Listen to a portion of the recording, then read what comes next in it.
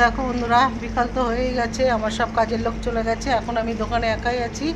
একা আছি বলা ভুল, দেখো দোকানের মালিক এখন এই দেখেছো রেস্ট নিচ্ছে দোকানের মালিক। আর আমি এখন দোকানের কর্মচারী, আমি এখন কাজ করছি। কি করব বলো, মালিক ঘুমালে তো কর্মচারীরা কাজ করবে, সেটাই হচ্ছে আমার। আমি করছি এখন, বুঝেছো। যাই হোক, জানো তো এখন কি করবো, বসে বসে কাস্টমার একটু কমও আছে, ভাবলাম একটা আইসক্রিম টেস্ট করে দেখি। এই দেখো এই আইসক্রিমটা ভ্যানিলা, খুব ভালো টেস্ট। অনেক দিন ভাবছি এই আইসক্রিমটা একবার টেস্ট করে দেখবো।